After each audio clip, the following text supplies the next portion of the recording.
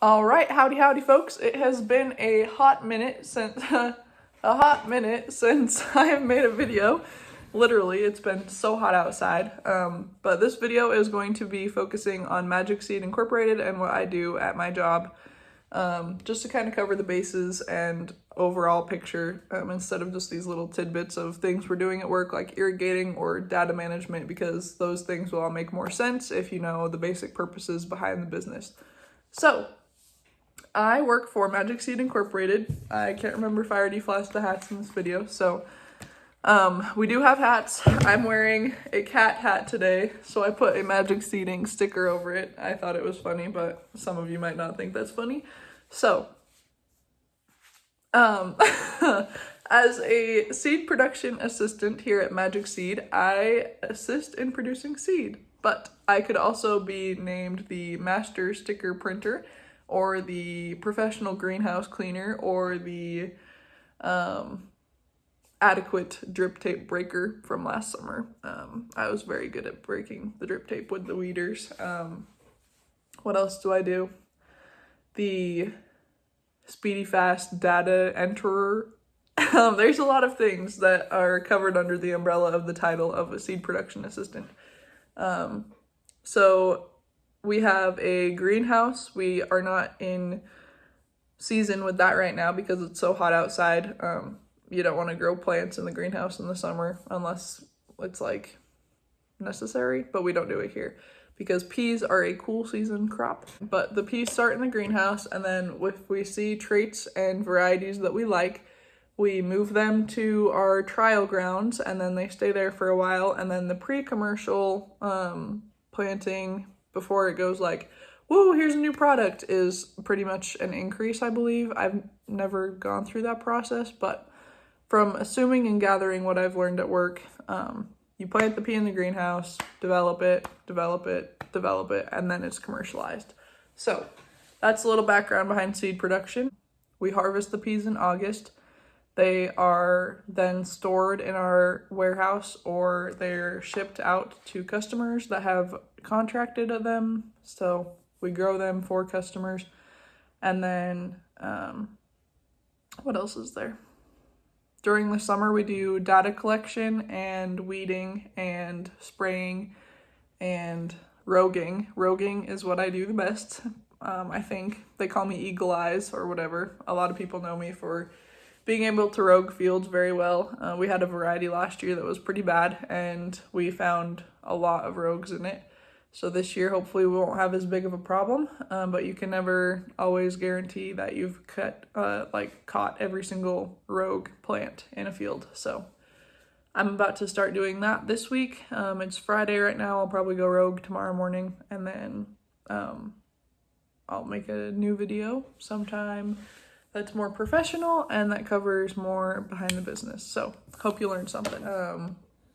We currently run 13 acres of an increased field, and then we have 2 fields across the street from where we are, but we are not doing peas on those this year because we're having some root rot problems. So we are taking a break and using proper soil management techniques to improve the fertility of that soil and make sure that we can plant peas there again.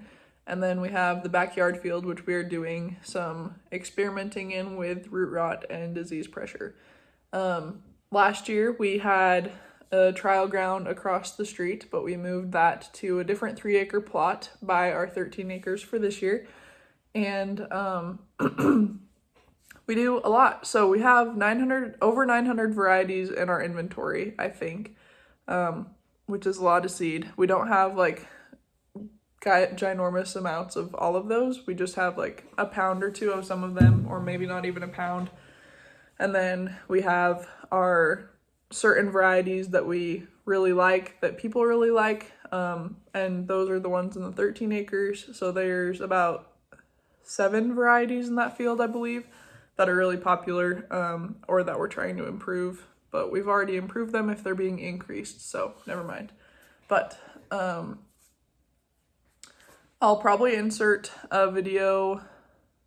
Maybe I'll make a different video of like different people I work with and make it a little bit more professional so we can put it on our website and stuff like that. But I've been working here since last February, so February of 2020, right before the Rona started, and I've really enjoyed it. I've learned so much, and it's a good company to start working for. That if you don't know everything, it's okay, because you do things enough but not as often to learn them. So another thing that I will include in this video, I guess so it makes more sense later, here's our shop.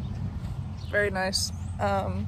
We have a harvester that's custom made. A lot of our stuff is custom made because Calvin and, you know, they like worked on it and made all of it so how they want it. So here's our harvester. It is called the Lamborghini. I guess that was the joke between Calvin and his friend. So the peas are cut and windrowed, and that means they're put in rows when they're dried down, so in August.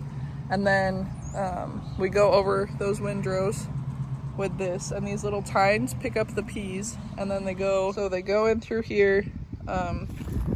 This kind of helps pick them up too. They go through these belts, and since the peas are still in the plant with like all the leaves and the stems on them, going through these belts helps like break them down, get the pods out, and then after they go through all those belts, they go through here, the pods fall through that, and then, well, the pods and the seeds or whatever, I think by the time they get to here it's mostly seeds, they shake out through these, so you can see it gets wider the more you come down here, and then they get sent up on this little conveyor belt. They're carried in there, these little slots, and then they go up there. Here, I'll bring you up there. So my job during harvest last year was to sit up here and make sure that there wasn't weed seed or green seed going into that hopper bin kind of thing, because if you get a lot of green and weed seed, it's going to create moisture, and in the heat it will explode and cause problems, I think is what we said. So yes, there's a lot of points where this can get clogged up, and there's a lot of points you can get snagged on. It gets really hot up here because of that, and then it's hot outside. We harvest during the hottest parts of the day because that's when the seed is dry and when we can get it to the dryness levels that we need it. So that's a little tidbit on harvest, and then I'll take you, I already showed you guys the planters, but yeah, so I guess that will make more sense later when I make another video on it. I'm gonna take this off. So okay, so just showed you guys that to make it a little easier for when we're harvesting. If I make a video on that, you guys know now that we harvest pea seeds. We don't mechanically harvest fresh peas yet, or I don't know if we ever will. We tried last year with a mechanical harvester, but most peas are picked by hand if they're going to the grocery store, and a lot of that happens down in Mexico and California. So if you didn't know that, now you know. But yes, we basically farm seeds. So we harvest for the seed, and then we sell for the seed, and it's all about seeds. So it's just cool to see where your seed starts to where it goes, and what the processes are that it goes through to get to your grocery store and into your, I guess, veggie trays is the thing that people buy a lot of with the peas in it, or bag of peas. It's really nice in the summer when we're like pre-seed stage to eat the peas. My boss always says it's nice to, you know, grow human food instead of animal food, because a lot of people around here grow like field corn, potatoes. It's nice to just be able to go out in your field and get a snack. So I hope that covered it. If there's any questions about what I do, or if you want to know more about the equipment that we use, then let me know. Thanks for watching.